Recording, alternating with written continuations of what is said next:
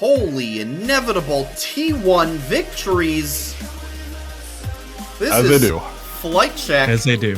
Season 4, Episode 26. We're back once again, talking all aspects of FlyQuest, Worlds, Valorant, Game Changers, the whole 9 yards. My name, as always, is Sandy Toes, and to my left and my extra left, reunited once again, and it feels so good, my fellow hosts, Noxwar and Curly Double Q. Fellas, Worlds is over. T1 did it. They defied the odds. They made them believe. They certainly made me believe after that incredible tournament that they had. Faker with his 5th World Championship. This roster with its 2nd after 3 finals back to back to back. What an absolutely incredible run from this T1 team that struggled domestically, barely squeaked their way into Worlds, and managed to turn it on right at the crucial moments. Nox, I'm going to ask you, I mean, just an incredible ending to this tournament. Faker, in particular, stepping up in some of the most incredible ways. What was this final like for you? I think, if I'm being honest, the first 3 games, and there are receipts of this, Sandy, you especially can confirm this, I thought the first 3 games were an absolute bore. I was like, all right, I was playing Pokemon TCG Pocket on my phone, I was playing some Hearthstone, I was like, kind of whatever. And game 4 started, and like the first like 7 or so minutes were also kind of the same, and then it started actually kind of getting close. And so game 4 was a lot of fun. And then game 5 was also kind of the same thing. The other 3 games where I thought it was like, but at least Faker made it like really like exciting. Like just the game 4 and 5 of Faker just really are truly for League fans who've been watching since season 2 and earlier. Season 3 and earlier. Yeah, man, I think he really just kind of livened up anyone who's been around for a while. And so for me, who's been watching him since his debut, it was very nice to see Faker pop off and just like really secure. Not that he needed to secure his legacy, but like he just solidified it even further. It went from like being diamond hard to titanium hard. I don't know, like maybe it's titanium hard to diamond hard, whatever you want to phrase it. But like it's just like there's no way you can ever question his legacy at this point. And so that was kind of fun to watch, and it was very enjoyable to see T1 get the back to back. And overall, it was a fun enough final. I still don't think there's anything that's going to ever beat the 2022 DRX run, but it was a fun enough final. I had a good time with it, and I thought overall it was a very solid tournament.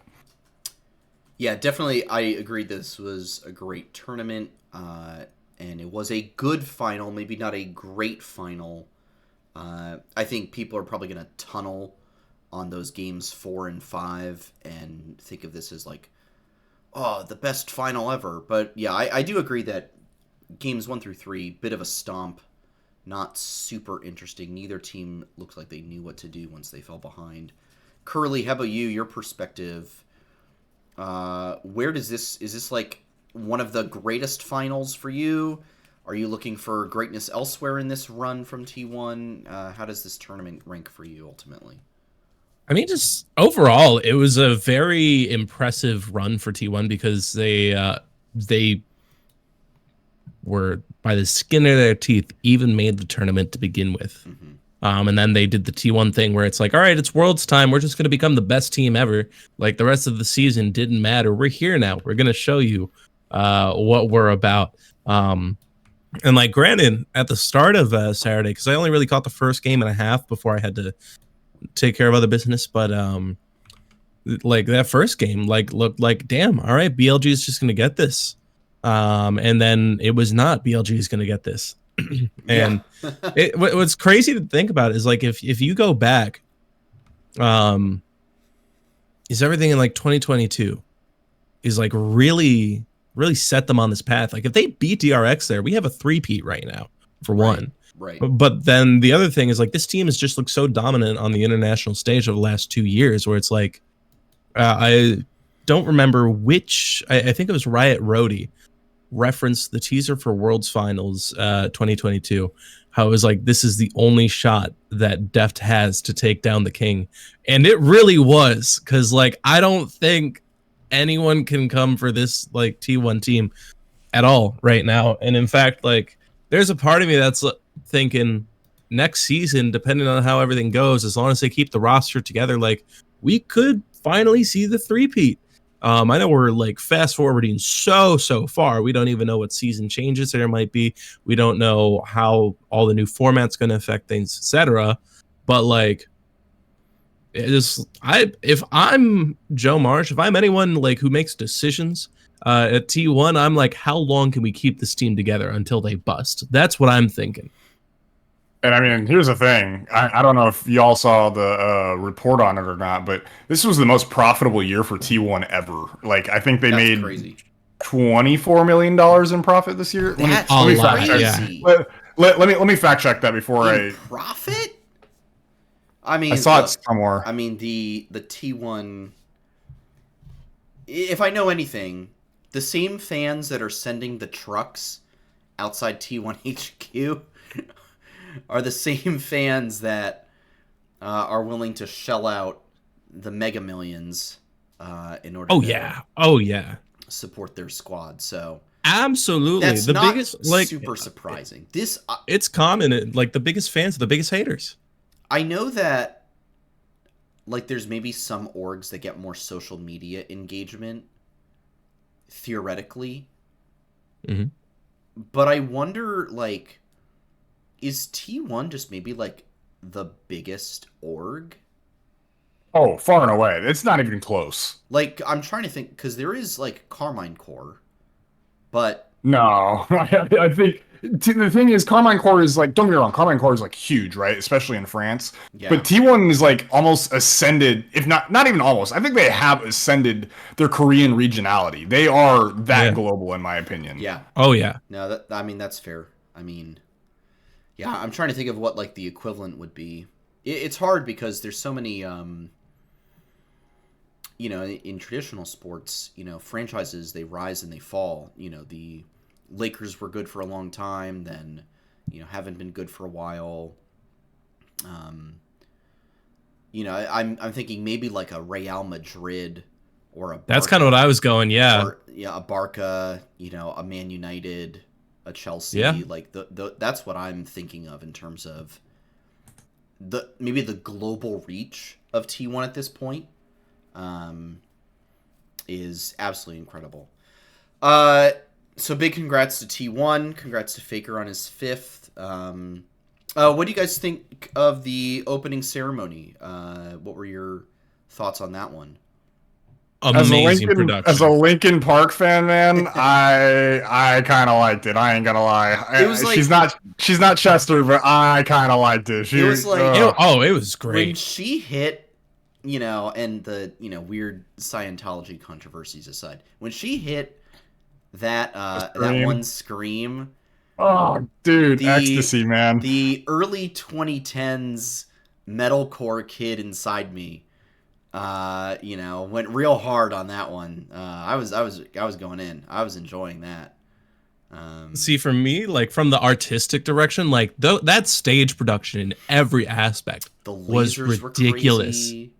The lasers were crazy. The giant like tapestry connected to the singer that then just dropped to the ground when she like took off like the overlay and then revealed what was supposed to be like stained glass in the banners and all them like everything from an artistic directive. Like visually, it's so cool. Very impressive. And very impressive. Yeah. And I like that they didn't do that weird cringy CG thing that they do sometimes. Oh my like God. The most the only awkward CG was the surprise. We have this one Aatrox model we use every year because we've had it since day one. Dude, they did drop that model and I was like, huh, that looks very 2009. I was like, man, they did not update this whatsoever. That is the old model right there. No, I find it funny.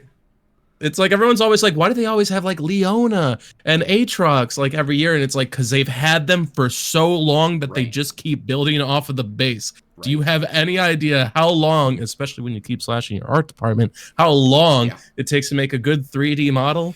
Yeah. My God. That was... Reminds me of the Yumi model that they used that one year, where it's all stretched out and wonky looking. Yeah. No, I was glad that there wasn't. I mean, there was no, like KDA whatever or True Damage or whatever this year. There was no. What was it last year? What was the band? Heartsteel. Heartsteel. Yeah, there was no Heartsteel. So they didn't do the weird AR. There's theories that they played like a little bit of more by KDA in the teaser for next year, and so some people think that they're going to drop another KDA album. Oh, did they really? Next I'll have to year. Go back and watch it. I'll have to go in the teaser for it's in China. Yeah. Where the guy's like in the woods or whatever, and he's got his phone. Maybe I also didn't watch. And then it cuts to the old people, playing mahjong in the park. And I was like, okay, could we get more stereotyped, Chinese shots? And then what's next? Hey, let's get some shots of people eating dim sum, and let's have like a gong go off. I think then they'll understand that Worlds is in China next year, guys. Yes, absolutely. How much stereotyping can we do in one trailer? Well, and then they put the panda at the end, and I was like, you're literally pandering at this point. Like, we get it. We get it. Okay. Oh gosh. We understand. Oh man. It's going to China. Okay, no problem. At least. But so we got the MSI 2025 Canada. Toronto, please. Who's ready to get a passport stamp with me next year? I'm saving PTO for that, dude. I've got my passport right here. I'm ready. I will drive to Toronto. It's not far. It'd probably take me less time than driving home to my family. I'm pretty sure it's like a 10-hour drive for me. It's not terrible. 10-hour drive? Yeah. Dang. I don't know why. I thought that'd be a little closer. No, it's surprisingly DC is still pretty far. You know what? Just for kicks and giggles, let me Google or let me map out how long it would take for me to drive from Dallas to Toronto. Oh, that sounds terrible. That's going to be about 30 hours. While he's doing that, Curly, I just want to get your thoughts on. Obviously, Faker was already the GOAT of this sport. Mm-hmm. 3 finals in a row for this team with 2 trophies between them. Is this the greatest roster of all time? Absolutely. I even said it on Twitter right after the series on Saturday. Like, there's not, since they've been together 4 years. In their first year, even when everyone who was now at the time rookies surrounding Faker was looking shaky, and they still made semifinals because that's the bare minimum for T1 is semifinals at Worlds, which is like actually a crazy bare minimum if you really think about it. And so they did that, and then they made finals and they fell just a bit short, and then they made finals again and they won. And then they had a crazy season. And then they made finals again and they won. Like, this is the pure accolades of this team to consistently make it far in Worlds 4 years in a row, to stick together and now make it that they have 2 championships. Because I think even when T1 had their first shot at the three-peat way back when, that wasn't like the same roster back-to-back, was it? I don't think so, but there were there were some one back in 2015? Yeah, they had different top laners because it went from Marin to Duke, if I remember correctly. Yes. But they always had like the Bangy Blank combo, and then it was Bang and Wolf in the bot lane. Yep. Yeah. So that had some changes, and that's the closest accolade, or that's the only other people or other team to match what they've just done in 2 years, not even 4 years. Right. And then you take into account how long this game has actually been active. It's just a little less than a third of the esport existing is this team being present at some of the final moments. And then Faker himself has over a third of the championships for himself. Yeah, I mean, even if he doesn't, if he doesn't win next year, he'll still have 33% of the championship titles, which is absolutely. And then if you're like most people who like just kind of give Fnatic the win because it technically happened, if you take that out of it, that just increases how much like they've actually impacted the esport. Right. No, and how long they've been dominant. Nox, what about you? What's your take? Best roster of all time or nah?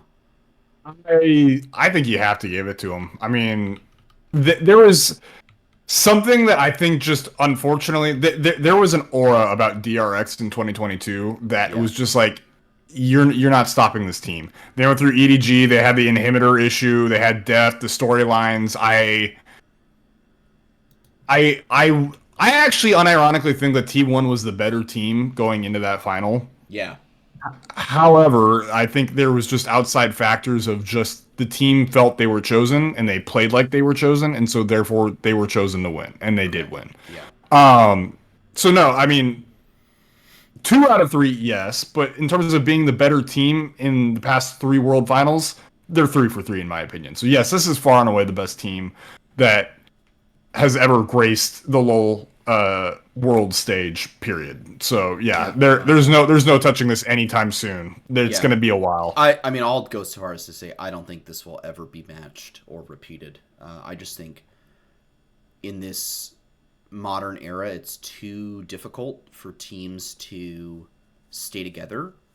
Like, I think you're seeing now in China, like, there's rumors that BLG is going to split up, which is, really a shame because that's a really, really good team. And, obviously, EU and North America swap players around like crazy. And even in Korea, like, T1 is the only team that has, like, kept, the same roster for more than, a year or two. So I really don't think this will ever be matched unless, like, some incredible, moment of stars aligning, perhaps literally and figuratively, occurs. But yeah, I think we will never see anything like this again, which is incredible. Agreed. Yep. Which is crazy that it's happening 14 years into the sport at this point, right? I know. And, there's every year, league's dying. I mean, they announced there was like 6.5 million concurrent viewers, Most ever. Yeah. I mean, that's more than like some Absolute traditional insanity. sports get on their viewership, which is crazy. All right. Let's do a little bit of FlyQuest news and maybe some, no longer LCS. Let's talk LTA. LTA. Oh, boy. Leda. Leda. I like that. Leda. The Leda announcement. That was good. As in, Leda NA, said JoJo. All right.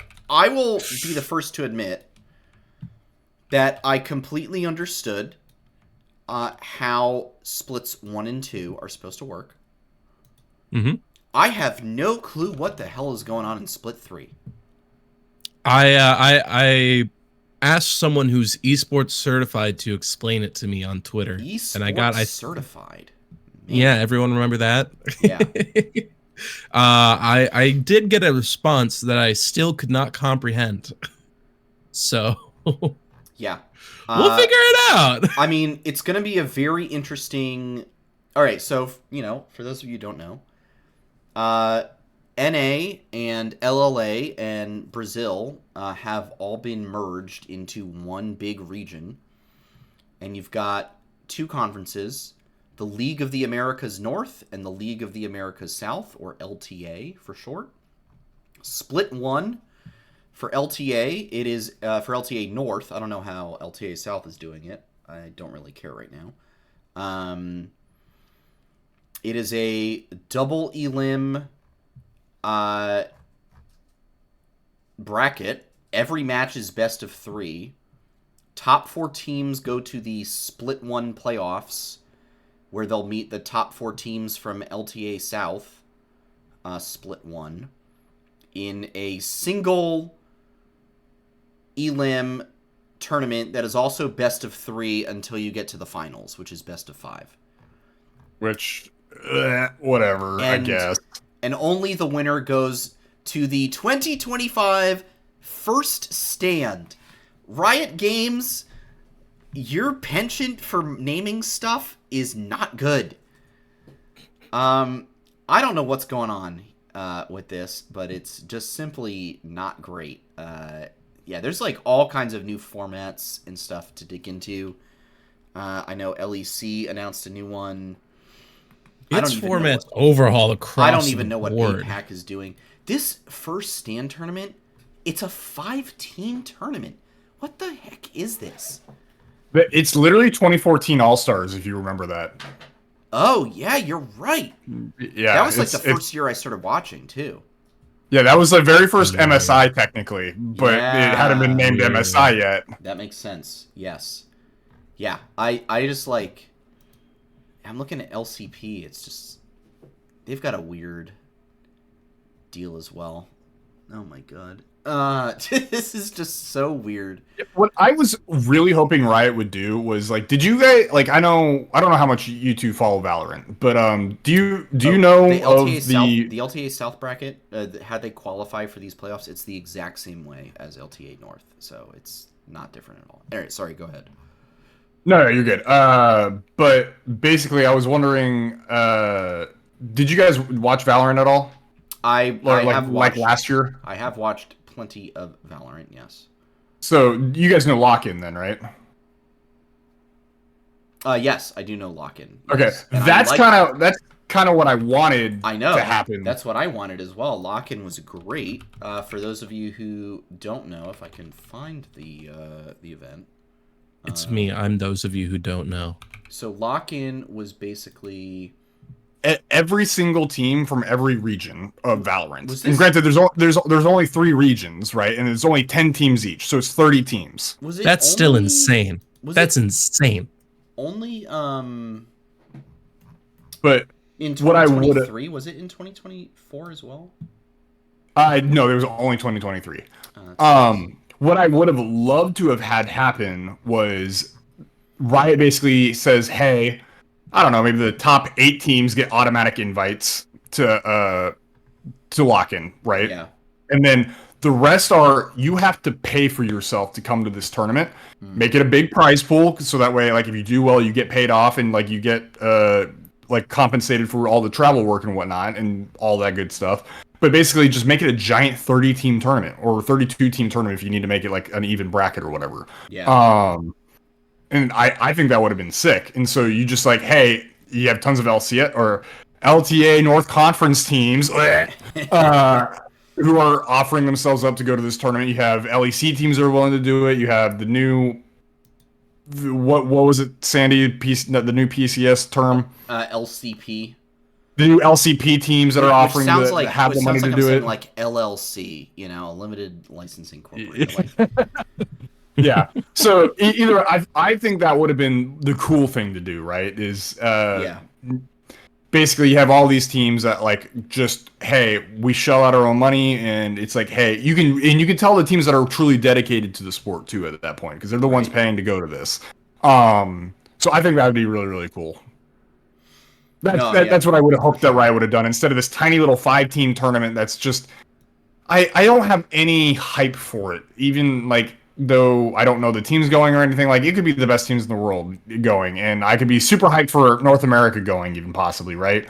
But I don't have hype for the tournament because it's just 5 teams, and that just is lame in my opinion. 2014 wasn't fun in my opinion, outside of the fact that it was just like, cool, another international competition, but we still had IEMs and MLGs and well, I guess IGNs were done by that, or IPLs were done by that point, but you get the point. Like, we had other international competitions, so I wasn't even excited for it back then. Why do I'm a little more excited now because there's less international competition. It's a new international competition, but it's not a good international competition. Yeah, I think I'm going to be more interested in it when it comes around, but my concern is that it's just going to be like, I don't even I'm not even sure if they've announced the format, but here's what I'm assuming it's going to be. And if I'm wrong and they've already announced the format, then sue me. But there's nothing on Leaguepedia, so I assume the format is not out yet because they're usually pretty good about putting this stuff on there. You do a double round robin, best of one, right? Well, actually, it's 6 days, so it's gonna be super. I guess you could do double round robin, best of one, pretty fast if you're playing like 2 games a day. So you do like you're sprinting through like 8 games. Yeah, you could do like the first 2. You could do all. Yeah, you could do it all in like 4 days. 10, 11, 12, 13. Then you have an off day. The 15th is like a semifinals best of 5. And then, or best of 3, and then you have a grand finals best of 5 on the 16th. And that's it. That's your tournament, right? Which is, but to me, it's just so weird. If that's what you're doing, presumably, it's so weird to like, oh, we're going to do this round robin stage of which 4 of the 5 teams qualify out. And then we're going straight to groups. You know what what they probably should just do? They should do like here, you know what'd be sick? Here's my proposed format for first stand. King of the Hill. King of the Hill style, and each team is seeded based on historical performance at internationals. So round 1 is probably going to be, well, it'd be APAC versus, it might actually be EMEA? I would say yes.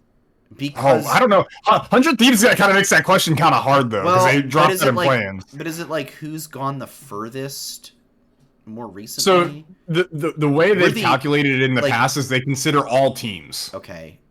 Well, I'm not sure then if like NA would, getting out of Swiss 2 years in a row over EU would outweigh 100 Thieves dropping this year. Be that as it may, you've got APAC versus either EU or NA. Winner of that takes on either EU or NA. Winner of that takes on China. Winner of that takes on Korea all the way at the end. Korea goes all the way to the final automatically. Because they won Worlds. Because they won Worlds. Yes. Okay. So Korea gets to play one best of 5. They fly all the way in. They play one best of 5 and call it a day.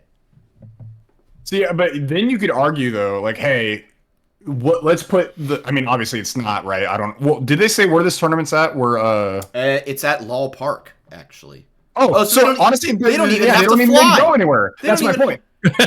So the team that wins Worlds, their region gets to host that tournament, basically. So it's like, hey, you only play one best of 5, so but Korea's you don't have to go anywhere for the rest of eternity, is what you're saying. I mean, there may be the offshoot of China taking it again. You never know, but yeah, probably. I will say, the fact that this tournament is only a week long does provide some incentive that, like, if it was ever hosted in NA, like, that's worth, like, taking a week out and going to LA, because it's probably going to be at the Riot Games studio in LA, and going and watching a whole tournament with all those international teams. Like, I could see that as being worth it to, going to go see. Yeah, I will say I do appreciate the fact that this tournament is, like, only, what'd you say, 6 days? It's technically 7. It's the March 10th to March 16th. It's either done in a week. Perfect. I love that. That's what Riot needs to make more tournaments like. They need to be like Snappy. A week, 2 weeks at max. Yeah. Like get it done, get it over with. Well, get it condensed. That's my struggle with Worlds, is that once you get past, because like you get through Swiss, you're playing games every day. You do quarterfinals, and because those start like, that's like a Thursday, Friday, Saturday, Sunday deal. Like, okay, there's still a lot, but then you hit semis, and it's like there's like 5 days of absolute nothing. And then, finals, again, another like 5 days of nothing going on. And I'm like, it takes me a second to kind of like get reignited back in. So yeah, I like the idea of this is going to be a snappy every day. Teams are fighting, teams are battling. people are gonna get punched. I mean, that sounds good to me. Curly, what do you think of this whole first People are steam gonna deal? get punched. Well, look, if a CB LOL team goes, we might have some I some mean, fisticuffs. overall, like the saving grace of it is like how quickly it does go by in some degree because like it's action every day. You're constantly engaged. Bam, someone wins.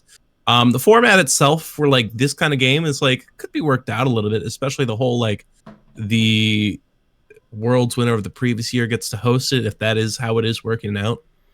Because like this kind of thing sounds great for like a boxing video game storyline or like Like a a Punch-Out? shonen anime arc where it's like, all right, this dude won the biggest tournament last year, taking on Mike and so Tyson now again. and so now you will all have to come fight for the right to fight him. That would make sense, and I'm sure that's what they're going to try to spin it as when it comes to storylines, because it's like, all right, we won. You got to earn the right to fight us. Come on, guys.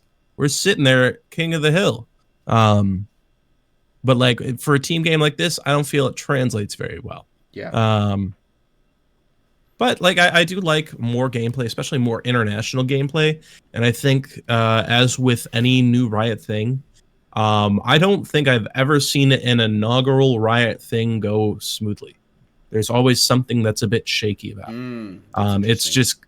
It's just kind of how it goes. And so I'm like, if this is a shit show, so be it. Yeah. They learn just about every year. Like hopefully. Swiss stage, it was like the biggest thing that everyone wanted for a long time because like after the first week, the second week really felt like it didn't matter at Worlds. They introduced it and it was like good in some aspects. There were a lot of flaws with like the consistent domestic rematches and like the lack of rematch protection and et cetera, et cetera. And so this year they improved it even further. Yeah. Was it still an issue for some teams? Kind of. Does G2 have the right to kind of say they got screwed by draws at this point? Yes. Yes, they do. Right. Like, I'll concede that one. Everyone else kind of like, but G2, they got screwed. And so it's like, I'm sure they'll improve it for next year, even. So it's just kind of what Riot does. Like, hell, even the LCS this year. We had some big changes of the year. I'd say it was the most hype LCS year we've had in terms of consistently being engaged. Even though I personally took a bit of a lull in summer, and that's not entirely their fault, like it was still generally a more engaging, more active, more energetic LCS season.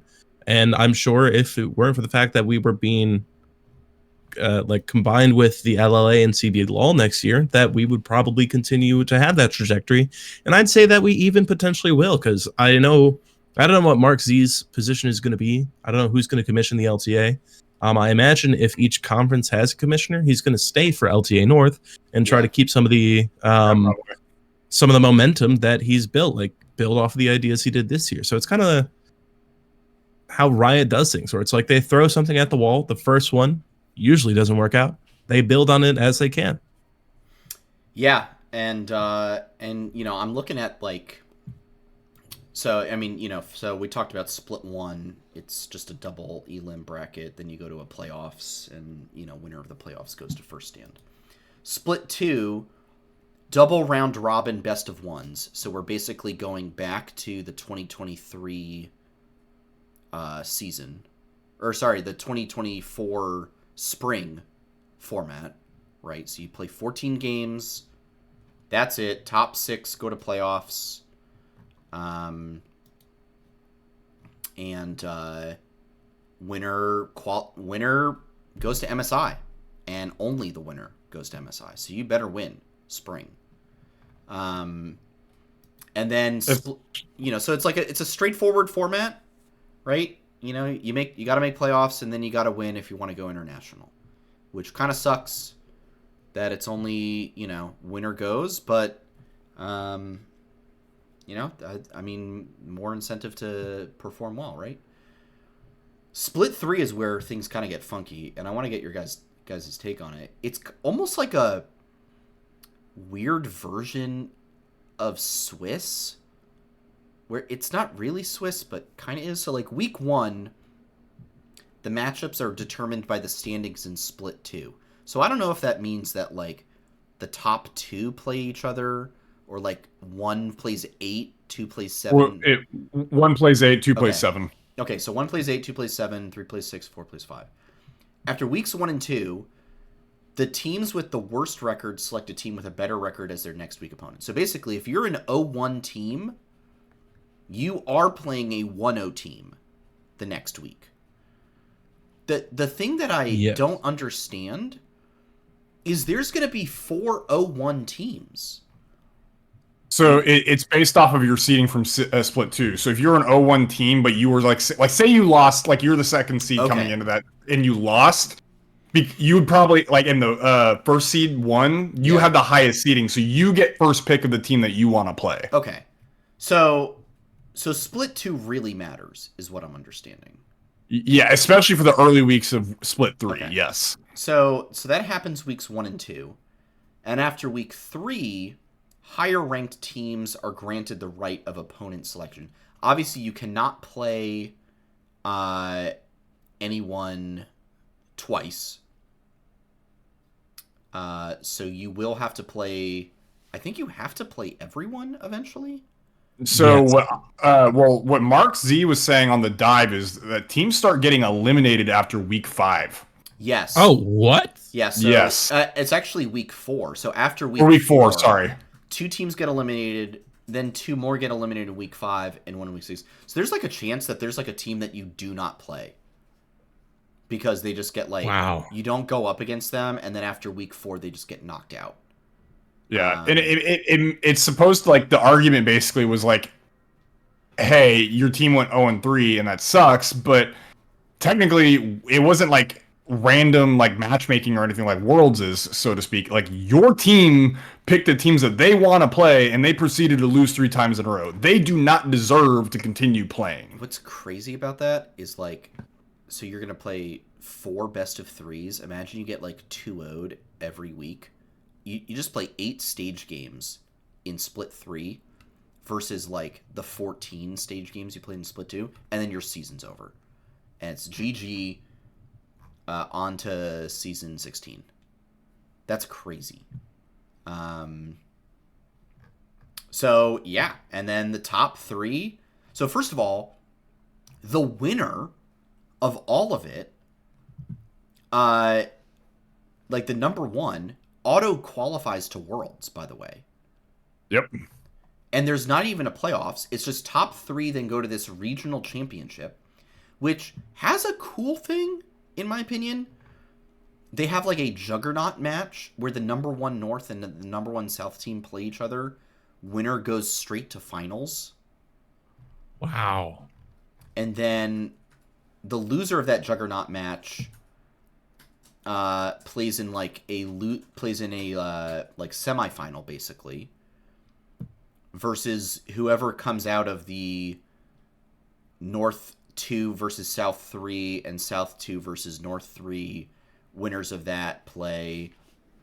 And then, so like, I mean, I really foresee like very possible, you know, North 2 and North 3 are playing each other for a chance to play the South 1, who, you know, then may or may not lose to the North 2 or North 3, depending on how good those teams are.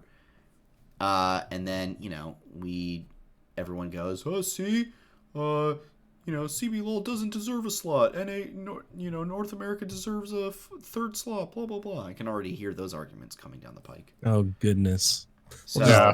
That was something they were saying they were going to review like later on down the line. And like if CBLOL is not putting up proper competition, so to speak, they may turn it to where it's like, hey, you still have to play for them, but then all 3 slots can go back to the Northern Conference. And so, yeah, which is really what it should be, you know, just to start based off of historical performance. Yeah, but then you would have a whole swath of Brazilian fans, which yeah. I do understand, right? They are one of the biggest fan bases, or one of the most passionate fan bases. To suddenly just cut them off and say, hey, you don't get a team that's able to go to Worlds anymore because historically you haven't competed, like, that does kind of suck. So I get it. Yeah. I agree. All right, so it's going to be a weird year. 3 different formats, all kinds of weird. These people qualify. I mean, we're going to have to like quasi pay attention to CB LOL now. Yeah. Just to see what we might be going up against. I mean, dude, like I've not yet seen any rumors that any North American players are going to go play in LTA South. There's only the one thing that Licorice is supposed to be, and Berserker are supposed to be playing for Lion Gaming. Or not So Berserker it's for Lion Gaming. yeah, Henna. Licorice is supposed to be playing for Lion Gaming. Yes. So, but at this point, it's like, would I even call that like an LLA team? Because it's like they're just a North American. Well, look, we all know one player who's been destined for Brazil from North America, and that is Palafox. I mean, I'm waiting for it. Palafox in Brazil, baby. No, next year overall is going to be like a trip because, as far as I'm aware, the only region that didn't have some level of switch is the LPL, and I think I'm actually wrong about that. Because you've got the APAC consolidation, and everything with that. Well, and you have only one Aussie team, now. Chiefs. Yeah, good old Chiefs are back, baby. Good old Chiefs, baby. And then there's like everything that happened here in the LTA. I know Korea's spring split doesn't actually stop, or is it their summer split that doesn't actually stop when they go to dude, I don't even know what is going on there. Because there's one where it's like they qualify for the tournament, pause their season while the tournament happens, and then go right back into it as though the tournament didn't reset everything. It's just it's going to be very interesting. Yeah, it's pretty nutty. Like, I can't wait till 5 years from now. I'm gonna have to like actually understand how CS works to understand how League works. Yeah, pretty much. All right, we've done plenty of talking about this. Let's talk about something that's real and is happening right now. In Berlin, and that would be Valorant Game Changers. That's right. We're going back. It's finally here. Yeah, baby. GCC 24 Berlin. I am turbo excited for this one. I don't know about you fellas. I'm hype. I'm hype. It has been a long year of struggling to track everything that this team does because it's so convoluted and there's hardly any reporting on what the tournaments are and how they're supposed to work. But damn it, we did it and we made it, and that's what counts. We did it. We made it. We're here, and it starts in 3 days. FlyQuest and there's a lower bracket. FlyQuest plays on November 8th. They play actually at a good time. They play at 1 p.m. Eastern time. Yeah, on Friday. That's pretty nice. On a Friday. That'll be a good lunch break. Yeah, you can tune in. There will be 2 matches before them. Crew Blaze and Zeta Division GC. And then the other one is Ambitious Legend Gaming GC versus Team Falcons Vega. That ALG logo is... It's a lot. Yeah, there's a lot going on there. A lot of sharp curves. Yeah. Sharp points on that one. FlyQuest first goes up against Zipto Esports, which was the #1 Pacific team. They're Filipino and Indonesian. Yes. So, again, I don't know anything about,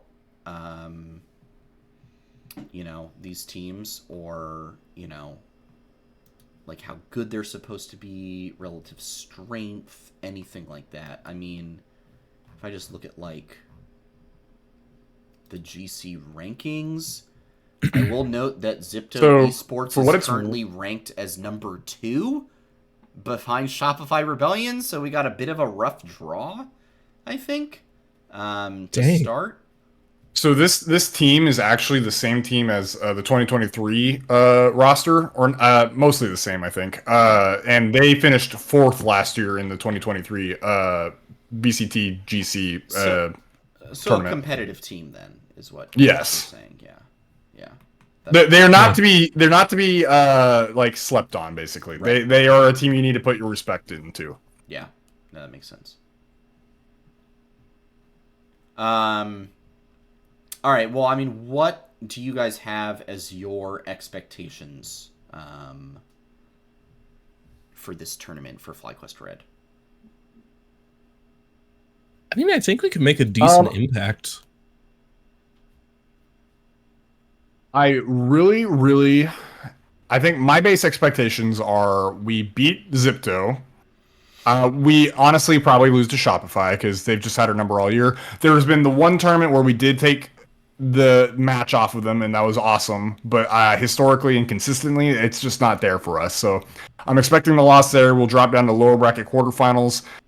I expect probably to win one more match from there, but then realistically, we're probably playing either G2 or MIBR is my guess, and both of those teams are pretty good. Okay. So I want it to be G2. I'm going to predict about a fourth place finish for us, and I'll be happy with that. All right, fourth place. Currently, where are you landing on it?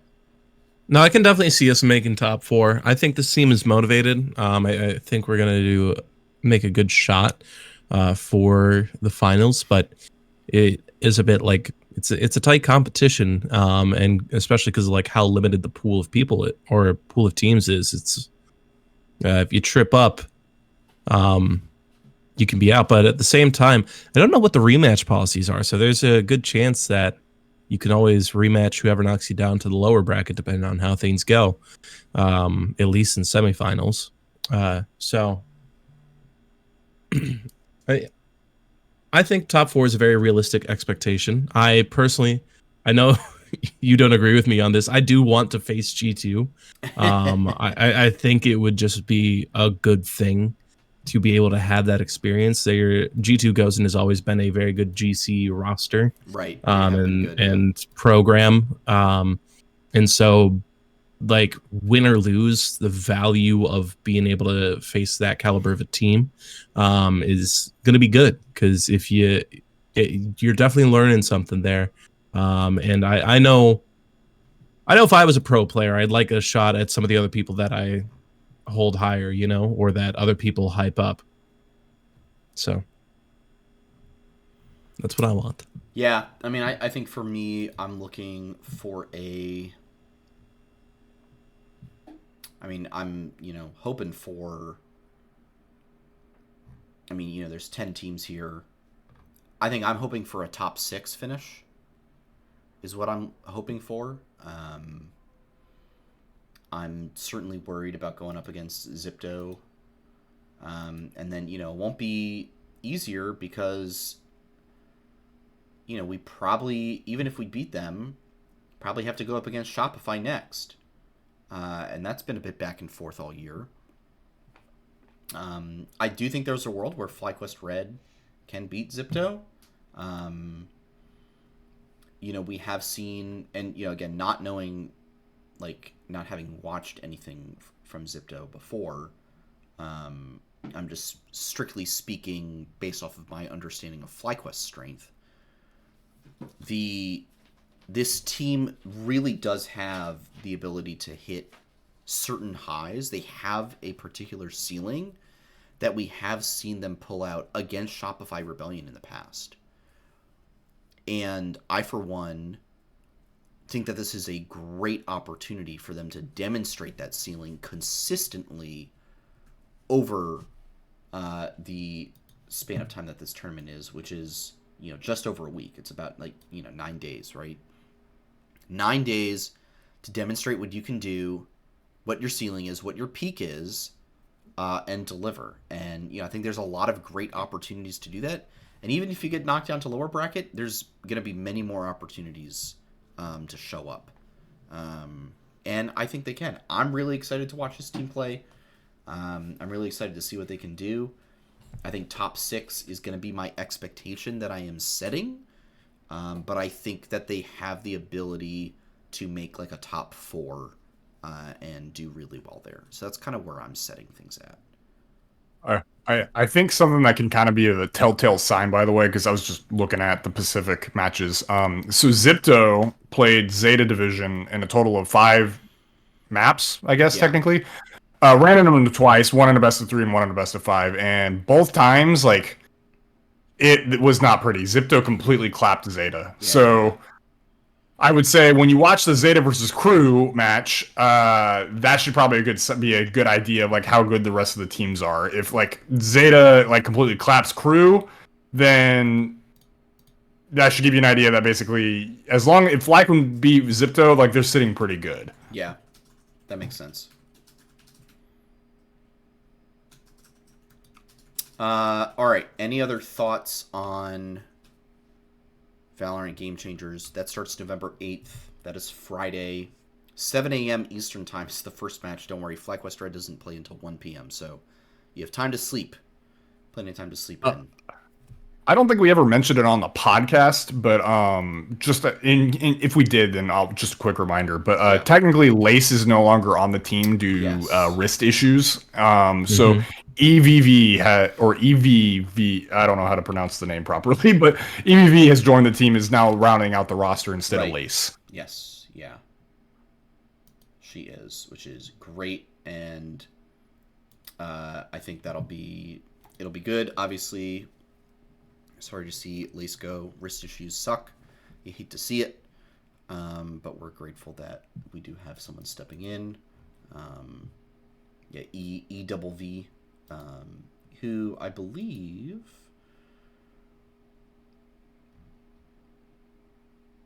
has played in like several things with FlyQuest so far. Like they played played all of Series 3. Yeah, Series 3. Yes. Did some other stuff, was with us for NRG Neon Dream, which was back in September.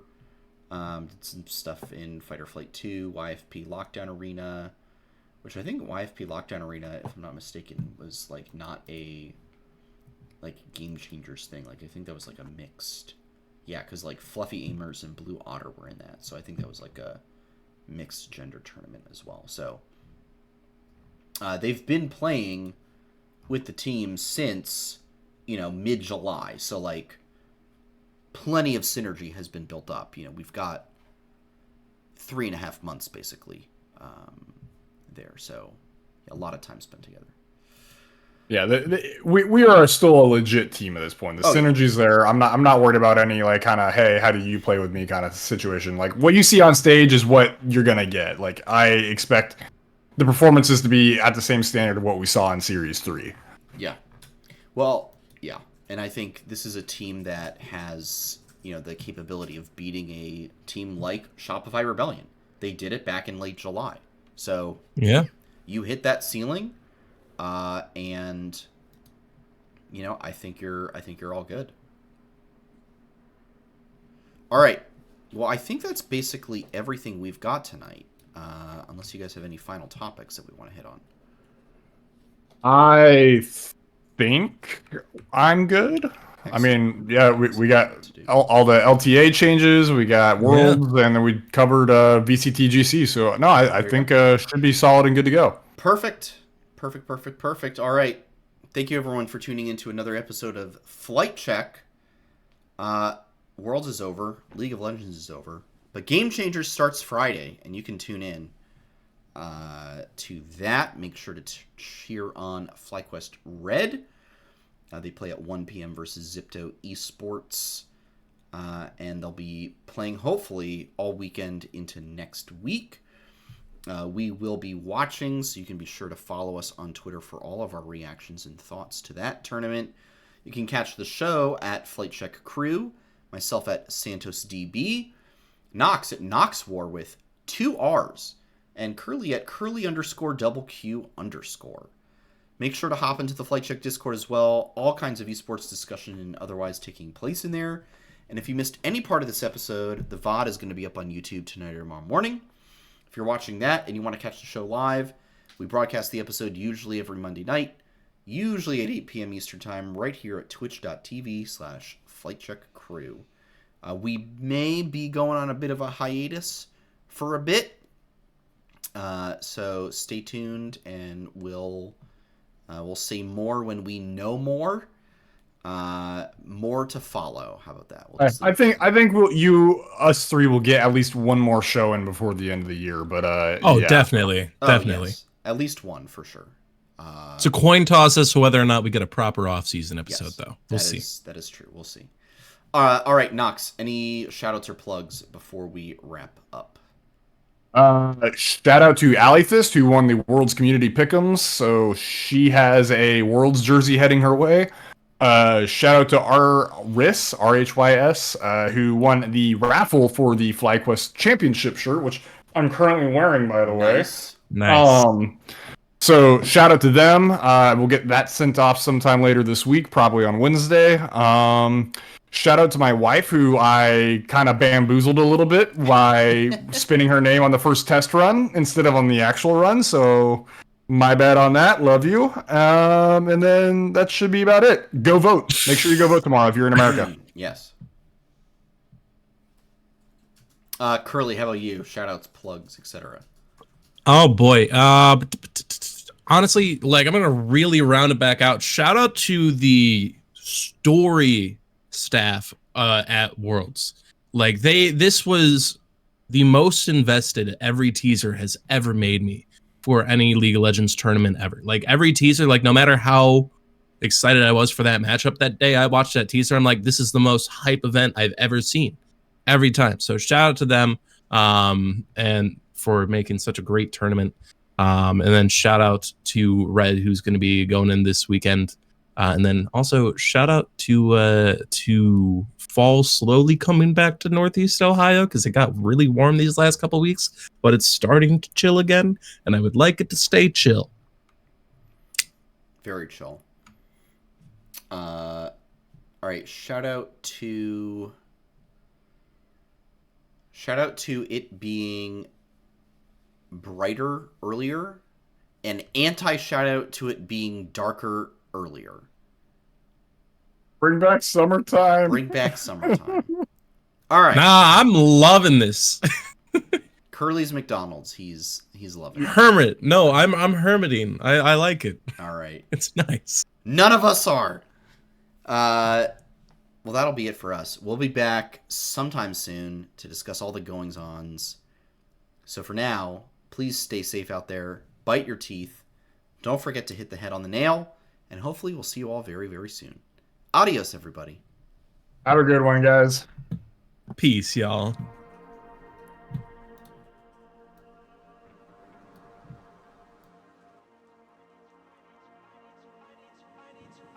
I need to know if you'll give me a second chance. They don't come around often, but please, you know I can't stand it. When you don't talk to me, when you don't talk to me, yeah. There's something inside, yeah, there's something inside that brings me back to you, yeah. No, I can't hide it, no, I can't hide it anymore.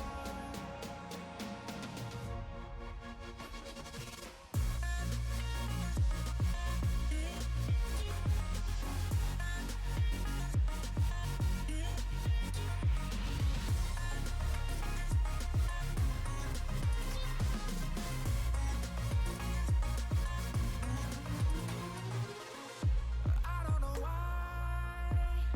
but I can't seem to get you off my mind. And I know it's true, and I'll say this to you, I want you